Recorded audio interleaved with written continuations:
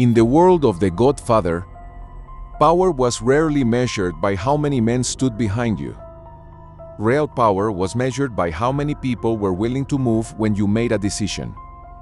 And among New York's mafia families, few men understood that better than Emilio Barzini.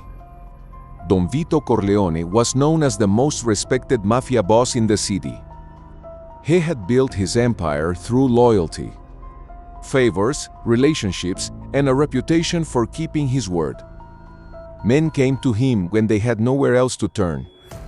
But there was one man Vito never underestimated: Barzini. Unlike Sonny Corleone, Barzini was not reckless.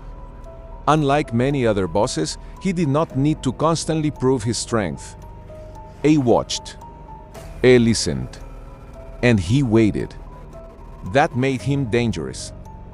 The novel presents Barzini as a powerful figure among the five families, a man whose influence extended far beyond what could be seen on the surface.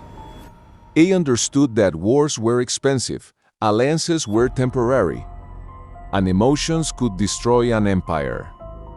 Vito understood the same game. That is why the relationship between the two men was so important. They were not friends. They were competitors who understood each other's value.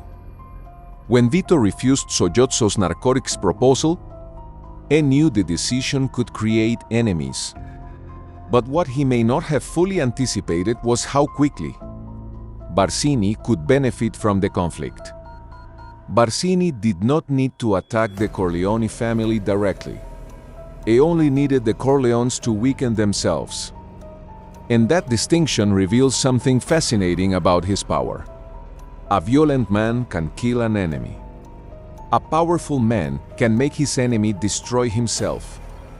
Barzini understood this difference. While Sonny was driven by anger and revenge, Barzini remained patient. While Vito tried to preserve peace, Barzini was studying the cracks inside the Corleone empire. The most dangerous enemy is not always the man standing across the table.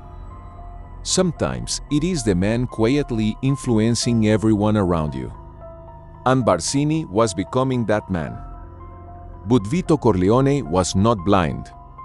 Before his death, the old Don would eventually understand something terrifying. The war against the Corleones was never really about Sollozzo. Sollozzo was only a piece on the board. The real player was Barzini. And if that was true, then the question became impossible to ignore. Was Barzini actually more powerful than Don Corleone? Barzini's greatest weapon was not a gun. It was manipulation. While the Corleone family believed they were fighting Sollozzo and the Tattaglia family, Barzini was watching something much bigger: the gradual collapse of Vito Corleone's power. The old Don had built his empire around respect. But respect could become a weakness when your enemies realized you were willing to compromise to preserve peace. Barzini understood that. The turning point came when Sonny Corleone took control. Sonny was brave, aggressive, and fiercely protective of his family. But he was also emotional. And Barzini understood exactly how dangerous that combination could be. He didn't need to challenge Sonny directly. He only needed to give Sonny a reason to act. The death of Sonny became the devastating consequence. After the attack at the toll booth, the Corleone family was shaken. Sonny was gone. Vito was weakened. And the family had lost its most aggressive leader. But what made the situation even more disturbing was what came afterward. Vito chose peace. He understood that continuing the war could destroy everything he had built. So he agreed to a meeting with the other families and accepted a temporary settlement. To an outsider, it looked like Vito had lost. But Vito was thinking differently. He had survived. And survival was something Barzini had underestimated. The peace agreement stopped the immediate bloodshed, but it also created a new political reality. The Corleone family was no longer the unquestioned center of power. Barzini had gained influence. He had watched the Corleones lose men, money, and leverage without openly declaring war on them. That was his genius. He allowed other people to do the dirty work. But Vito eventually saw through the strategy. During his final days, he warned Michael that whoever approached him with a proposal to arrange a meeting with Barzini would be the traitor inside the family. That warning changed everything. Vito had finally identified the real enemy. Barzini had believed that removing Sonny and weakening Vito would leave the Corleone family vulnerable. But he made one critical mistake. He underestimated Michael. The young man who had once wanted nothing to do with his father's criminal empire was becoming something far more dangerous. Michael was patient. Michael was calculating. And unlike Sonny, Michael did not need to show his anger. He could hide it. Barzini had won the war of influence. But Michael was preparing to win the war of revenge. And this time, the enemy would never see the attack coming.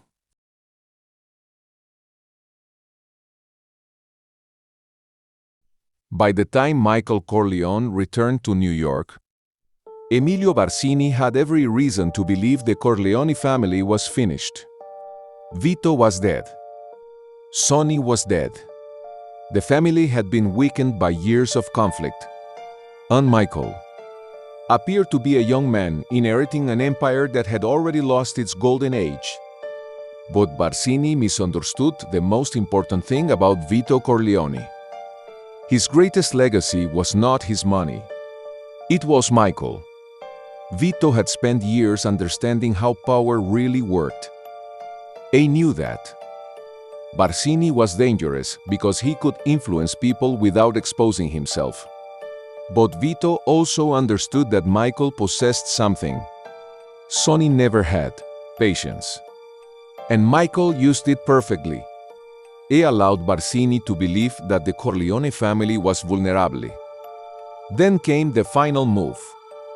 Michael arranged a series of murders, designed to eliminate the heads of the rival families, while the targets believed they were attending meetings, conducting business, or simply living their normal lives. Michael's men were already moving. One by one, the old power structure collapsed. And then came Barzini. After everything Michael had done, Barzini finally revealed himself. He approached the Corleone family through Tessio, believing that Michael was still vulnerable and that the family could be divided. But the trap had already been set. Tessio's betrayal exposed the plan. Barzini had spent years manipulating others from the shadows. Now, the shadows were closing around him. When Barzini stepped outside the courthouse, he had no idea that his own strategy had been turned against him. He was assassinated in broad daylight. And with his death, Michael completed what Vito had started. So, was Barzini more powerful than Don Corleone? For a moment, perhaps. Barzini had the influence to weaken Vito's empire, manipulate the other families, and help push New York into war without openly taking responsibility. But Vito possessed something Barzini could never fully control: foresight. Vito understood that power was temporary. Barzini believed he had defeated the Corleones. He had not. He had simply created the conditions for Michael to become more powerful than either of them. That may be the real lesson of Barzini's story. The most dangerous man in the room is not always the one who controls the most soldiers.